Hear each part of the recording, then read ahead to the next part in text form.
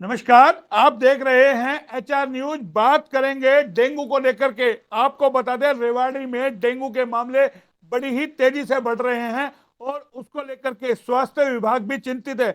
और जिला उपायुक्त ने कल ही 2 दिन में पूरे शहर की फॉगिंग करने के निर्देश दिए थे। उसी पर बात करने के लिए हैं हमारे साथ है डॉक्टर विजय प्रकाश जी, जिनको डेंगू की यानी कि पूरी जिम्मेदारी दी गई है कि रेवाड़ी जिला डेंगू मुक्त हो और किसी भी तरीके से इसकी रोकथाम को लेकर के जो है स्वास्थ्य विभाग कार्रवाई करे। आपको बता दें, इन दिनों स्वास्थ्य विभाग कई परेशानियों से जूझ रहे हैं। कई सारी जिम्मेदारी है, एक तरफ कोरोना की जिम्मेदारी है, दूसरी तरफ डेंगू की है और तीसरी तरफ स्वास्थ्य विभाग के पास जिम्मेदारी है किसी भी तरीके से मिलावट को रोकने की। तो जाहिर है स्वास्थ्य विभाग के पास इन दिनों बड़ी चुनौती है। लेकिन सबसे बड़ी समस्या है डेंगू को लेकर के, क्योंकि डेंगू का डंक कहीं ना कहीं स्वास्थ्य विभाग को भी परेशान किया हुआ है। जिस तरीके से तेजी से मरीज बढ़े हैं वो चिंता का विषय है। हालांकि स्वास्थ्य विभाग अपनी ओर से कार्रवाई कर रहा है, लेकिन आज तमाम चीजें हम जानेंगे डॉक्टर विजय प्रकाश जी से कि कैसी तैयारी है। डॉक्टर साहब, कैसी तैयारी है डेंगू से लड़ने के लिए स्वास्थ्य विभाग की? जिस तरीके से मरीज बढ़ रहे हैं, लगता है चिंता का विषय है। हाँ, ये बिल्कुल ठीक बात है जी कि डेंगू के बारे में बिल्कुल चिंता का विषय है।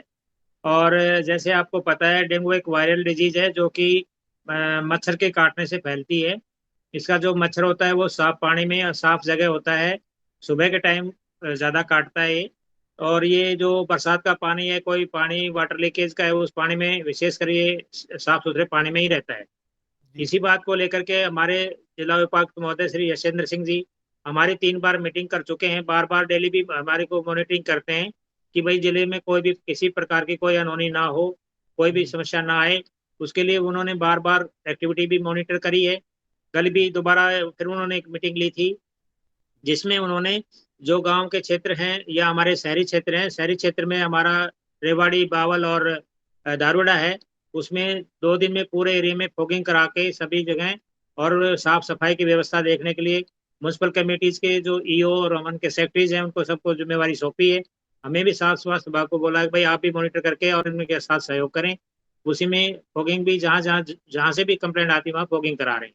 नहीं, आपको विशेषकर नहीं बात। लगता, आपको नहीं लगता सितंबर में ये केस सामने आने लगे थे? हम लोगों ने काफी देरी कर दी और काफी बड़ा एरिया है, रेवाड़ी काफी बड़ा है। नहीं नहीं नहीं। संबंधित विभागों को पहले जागना भी चाहिए था, स्वास्थ्य नहीं विभाग नहीं के साथ साथ। नहीं, इसमें स्वास्थ्य विभाग भी पहले जागरूक था और इसमें पहले से ही ना फॉगिंग कर रहे हैं। और दूसरी एक्टिविटीज हैं वो भी हम कर रहे हैं। हम ये जो मई से हमने शुरू कर दिया था ये सब कुछ।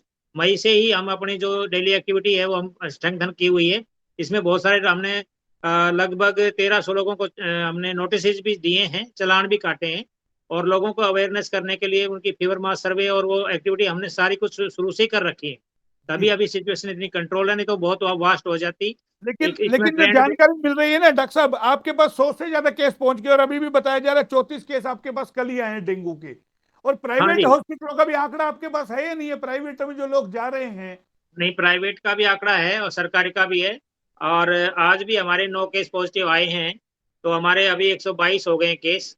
और उसमें ये है कि जो केसेज हैं प्राइवेट से, हमारे वो सारे के सारे नोटिफाइबल डिजीज है, सब नोटिफाई करवा रहे हैं इसको। और हमारे पास इसका पूरा वो नियंत्रण है। और जहाँ तक बात है कि एडमिट की, कल भी हमारे पास 12 मरीज, 7 प्राइवेट में, 5 हमारे पास सरकारी में एडमिट थे। और 12 लोग और बाकी लोग डिस्चार्ज होकर आराम से अपने घर रह रहे हैं। और उनको कई बहुत सारे लोगों को ओपीडी में ट्रीटमेंट दिया जाता है। और उसके हिसाब से वो दवाई लेते हैं और अपने आप को जो प्रॉपर हाइड्रेशन न्यूट्रिशन रखते हैं, तो वो ठीक होके आराम से अपना ठीक हो रहे हैं। नहीं, कल जिला उपायुक्त को भी एक वीडियो बना करके बकायदा तमाम मीडिया को देना पड़ा। फेसबुक पे, यूट्यूब पे तमाम जगह वो वीडियो चला है। और एक जागृति यानी कि उन्होंने दी है कि किसी भी तरीके से लोग अपना बचाव रखें घरों के बाहर। क्या क्या इसके अंदर होना चाहिए, हम आपसे जानना चाहें कि एक आम आदमी को क्या करना चाहिए डेंगू से बचने के लिए? जी। डेंगू से बचने के लिए तो ये बिल्कुल आप सही कह रहे हैं कि जब तक जनता की भागीदारी नहीं होगी, कोई भी डिपार्टमेंट, कोई भी व्यक्ति या कोई ऑफिसर अकेला कुछ नहीं कर सकता। ये जनता में अपनी अवेयरनेस के साथ ही इसका खात्मा हो पाएगा। तो जनता से अपील है कि सभी लोग एक तो सुबह के टाइम में अपने बच्चों को बाहर ना निकलने दें। सभी पूरी बाजू के कपड़े पहने, मच्छर जो काटते हैं उनसे बचें। उसके अलावा जैसे जो मॉस्किटो रिपेलेंट हैं, जैसे ओडोमास है, ऑल आउट है, इनका भी प्रयोग करें कि मच्छर किसी भी तरह उनको ना काटे। पैर में मोजे पहने, जुराब पहने।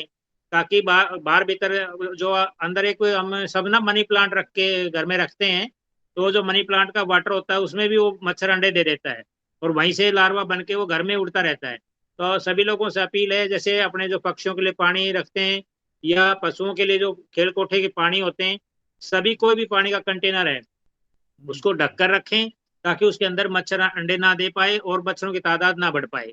जो मच्छर बड़े हो गए हैं, एक तो पनपना बंद करना पड़ेगा, दूसरा जो मच्छर बड़े हो गए हैं उनको हम फॉगिंग से या अपने घरों में कोई भी जो ऑल आउट टाइप की जो भी केमिकल्स हैं उनसे हम उनको मारें, ताकि वो मच्छर मर जाएं और हमें वो ना काटें। तो एक और चीज, मतलब जिस तरीके से एक हम ये कहेंगे प्राइवेट हॉस्पिटल में जो जा रहे हैं लोग इलाज कराने के लिए, तो लोग डर भी जाते हैं, लोगों में एक डर बढ़ जाता है कि एक बार हम चेकअप करा ले, डेंगू का नाम आते लोग डर जाते हैं, प्लेटलेट कम हो रही है, उसकी किट लेकर के आनी है।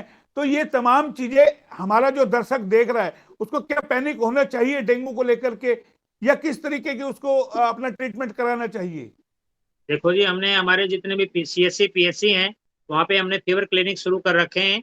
यहाँ पे सिविल हॉस्पिटल रेवाड़ी में भी 24x7 जो हमारा फीवर क्लिनिक चल रहा है, लैब भी 24 आवर्स ही रन कर रही है। तो तो उस लैब डेंगू की में जांच की रिपोर्ट कितनी देर में आ जाती है?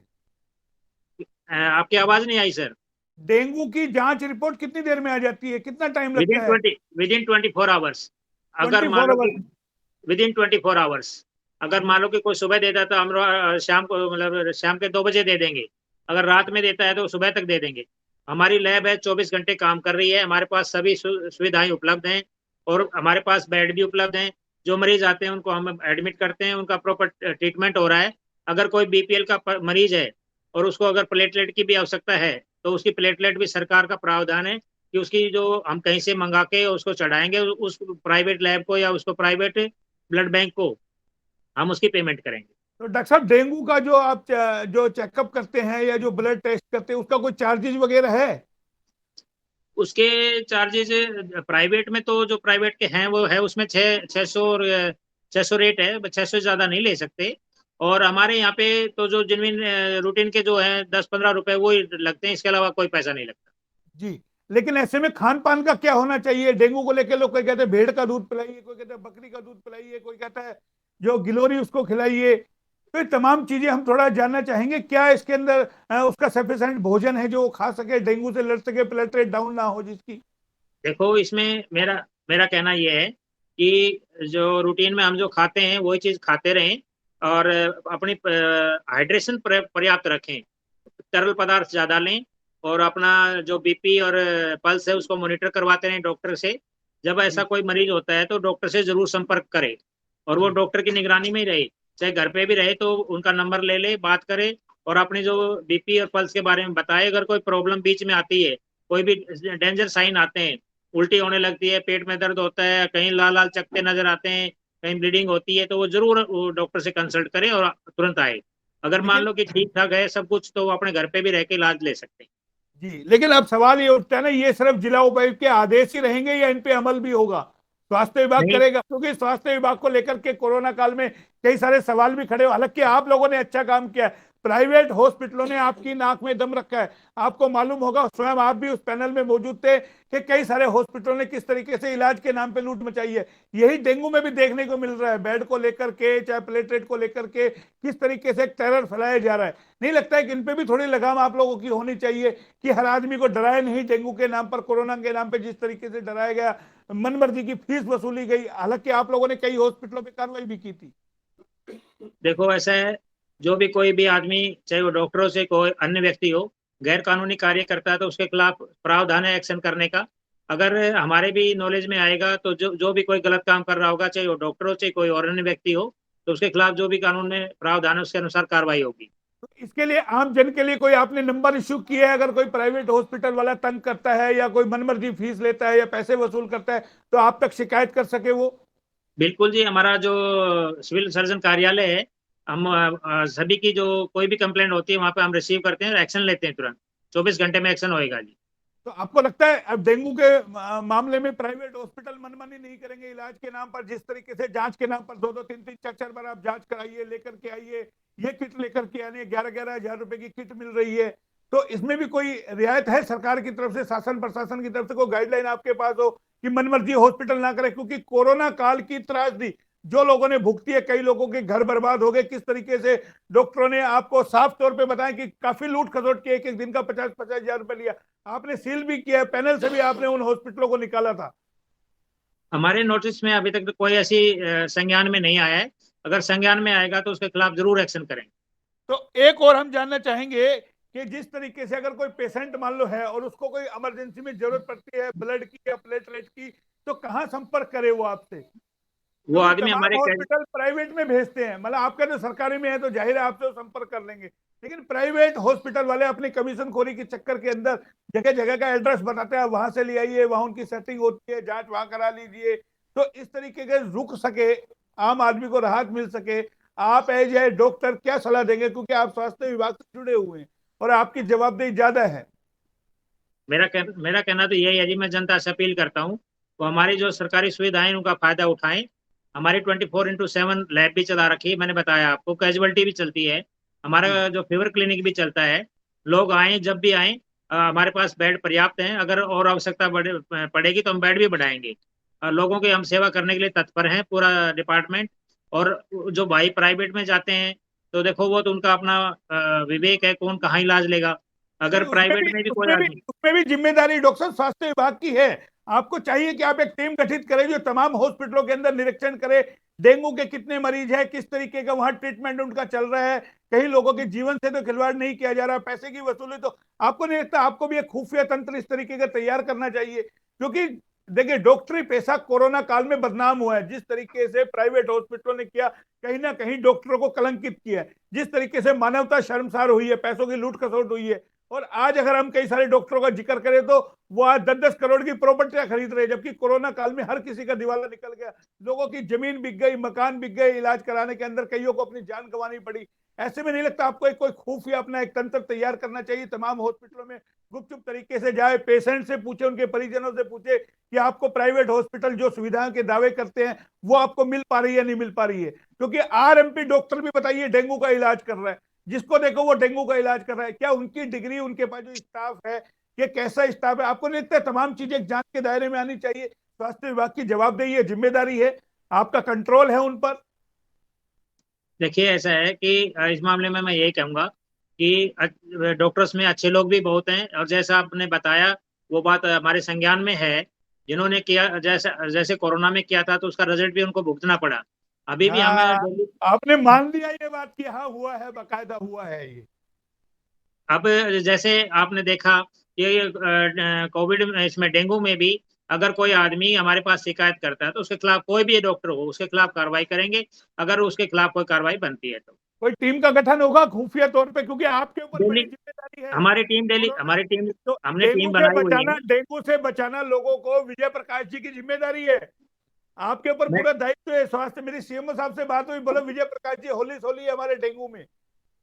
मैं मेरा कहना यह है कि इसमें हमने टीम बनाई हुई है, वो टीमें जाती हैं वहां पे और ये देखती हैं भाई कितने कितने लोग एडमिट हैं, कैसे कैसे हैं, उनके स्वास्थ्य कैसा है।